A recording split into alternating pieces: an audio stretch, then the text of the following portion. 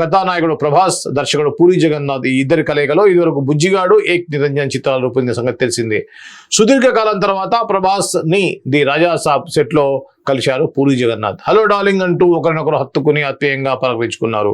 హైదరాబాద్ లో ప్రస్తుతం ది రాజా సాబ్ చిత్రీకరణ సాగుతుంది. చార్మితో పాటు సెట్ కి వెళ్లిన పూరి ప్రభాస్ ని కలిసి ముచ్చటించారు. పూరి ప్రస్తుతం విజయ్ సేతుపతి కథానాయుడుగా ఓ చిత్రాన్ని తెరకెక్కిస్తున్నారు. పూరి జగన్నాథ్ గురించి గతంలో మనం చాలా మంది మాట్లాడారు.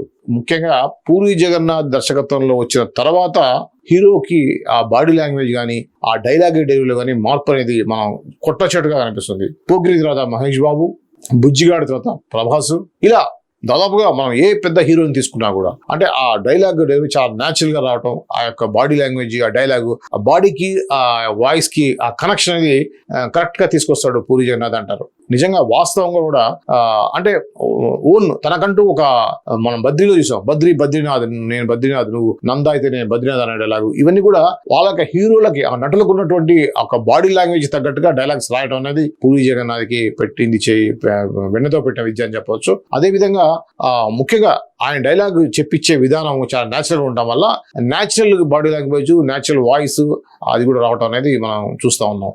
ఇది మనకు బుజ్జిగాడితో పూరి జగన్నాథ్ సినిమా కంటే ముందు, పూరి జగన్నాథ్ సినిమా కంటే తర్వాత అన్నట్టుగా మనం నటుల్ని మనం అంచనా వేయవచ్చు. వాళ్ళ నటనలో కూడా చాలా న్యాచురాలిటీ అనేది వస్తుంది.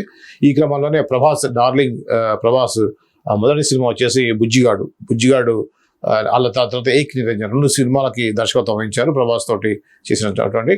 అయితే రీసెంట్గా ప్రభాస్ని కలిసినటువంటి పూరి జగన్నాథ్ అట్లే తన కో ప్రొడ్యూసర్గా ఉన్నటువంటి చార్మి ఇద్దరు కలిసి వెళ్ళి ద రాజా సాబ్ సెట్లో ప్రభాస్ని కలవడం జరిగింది. దానికి సంబంధించిన ఫోటో అయితే ఇక్కడ మనం చూడొచ్చు.